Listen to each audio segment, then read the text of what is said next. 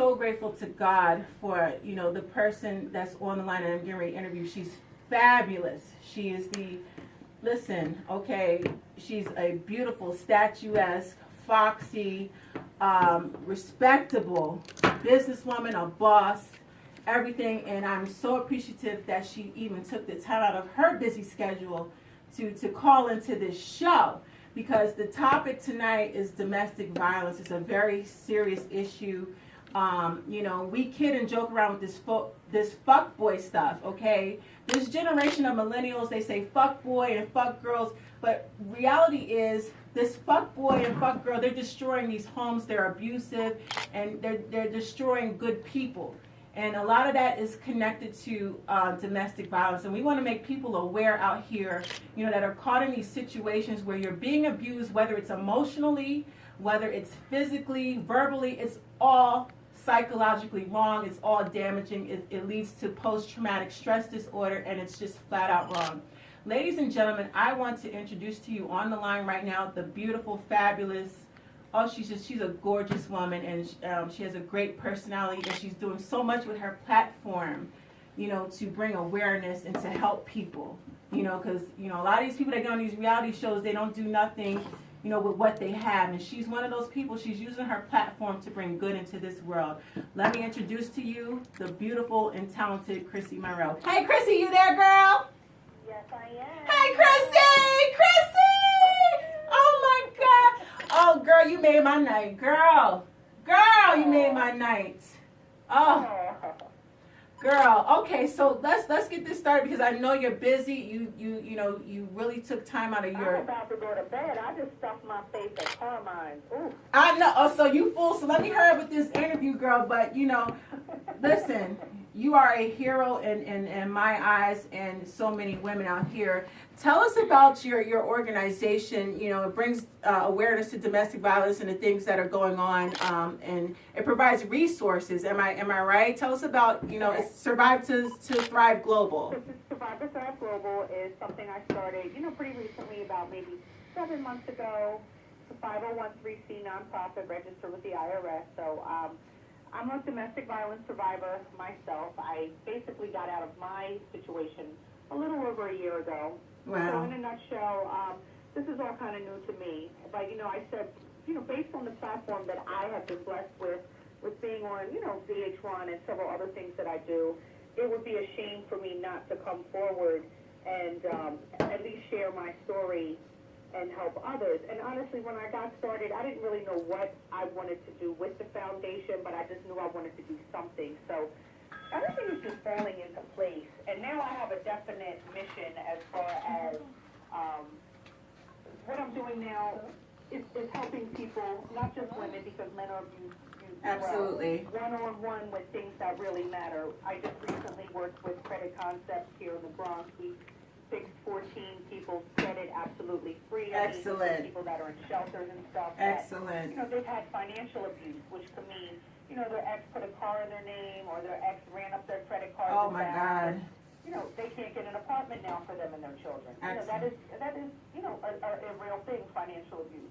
A lot of people don't hear about that. Right. I'm also working with Steinway Dental Associates, in Queens, and they have a crime victims assistance program through the district attorney's office. Wow. Where we help domestic violence victims get their teeth fixed, because a lot of these women have had their teeth. They get their teeth knocked out. Absolutely. Yes.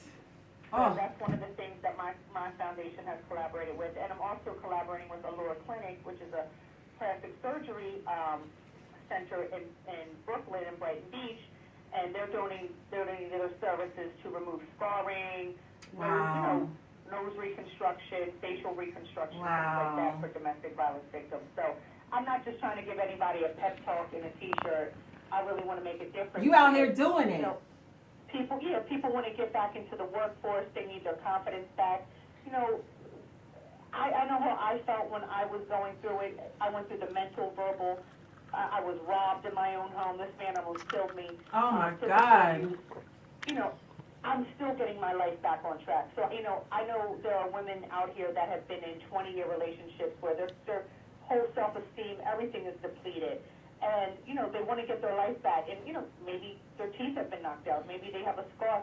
These are things that matter to help them get back, you know, on these job interviews, and, you know, that are making a difference. So that's where I want my foundation, and that's the direction it's going. I want to reach out to more, you know, medical offices, dental offices, for people to really help, you know, help people get back into, you know, back their life together, survive and thrive. And that's why I call it Survive to Thrive Global, because I'm a survivor, and I'm living proof that I'm really thriving. I feel 100% better than I did before I was even in that relationship, because I appreciate my life so much more after almost losing it.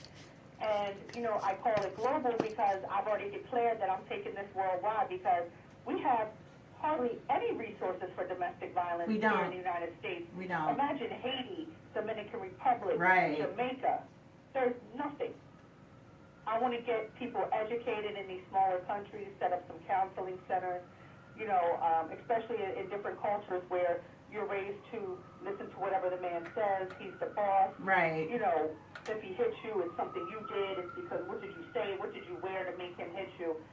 It's not okay, and we need that education everywhere, to these, especially to the younger people. Oh God, yes. Chrissy, well, let me ask you, in this generation of these millennials, these new age, I'm older, you know, I'm 41 years old, and what I'm seeing is like, it's disgusting. It's like this fuck boy and fuck girl generation is celebrated, that it's okay to cheat, and it's okay to have a side chick and a side dude. Like, you know, what is your take on that? You know, like, how can we get back to having those morals, you know, and the proper family structure where the man is the leader? You know, he's not out here embarrassing his wife, cheating, you know, he's being a real leader. You know, how can we get back to that? Like, where did this generation go wrong, where they're celebrating, you know, being a fuck boy and a fuck girl? It's just, it's wrong morally, and you know, nobody has standards anymore. You know, and this is what our young people are learning. You know, especially these men in these communities, a lot of these guys that are doing this, they come from fatherless homes, and they lack the leadership, you know, that, you know, their fathers are supposed to teach them. You know, their fathers are supposed to teach them how to treat a woman properly. You're not supposed to hit a woman. If you hit a woman, you're a fucking coward. You're a pussy. Absolutely. Any man that puts his hand on a woman. Question, in my opinion, we're pretty much close to the same age. I'm a couple years older than you, so we grew up in the same era. And, you know, I'm sure you knew girls just as much as I did that were out here having babies just to try to keep a man. Right. They were out in the club every night and stuff. Well, now their kids are grown up, and these are what you might call the fuck boy and fuck girl, because not only did they not have a father at home, their mother probably, you know, 9 times out of 10 was not around. Right. Even if she was there physically, she probably didn't have the education, class, or anything to even be a positive female. Or the nurturing that they needed. Absolutely. So they're learning everything from social media, from music, and boy, we are in trouble. Yes. Because the shit out here, excuse my language, it's stuff okay. out here going on is not, you know, the TV and social media are raising these kids. Yes, I agree. And we're, you know, it's bad. So there is no answer how we could change it. You know, there are some, you know, traditional families. I don't meet any of them, honestly. You know, everybody feels like they got to be players. They don't want to be in a committed relationship. I meet men all the time. They think they're going to come up off of me, or they're looking for a sugar mama or a woman to take care of them. All the time, girl. They have their mind. All the time. They looking for a come up. I don't know what happened where the roles reversed, where these men now, they feel they can sit up and use us, you know, for financial gain or whatever.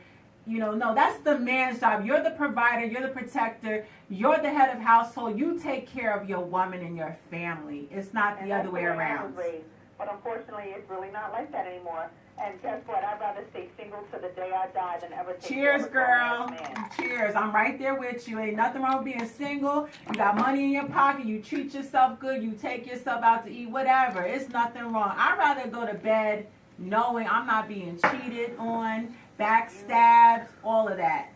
Yep, disease free. Disease free, STD free, absolutely.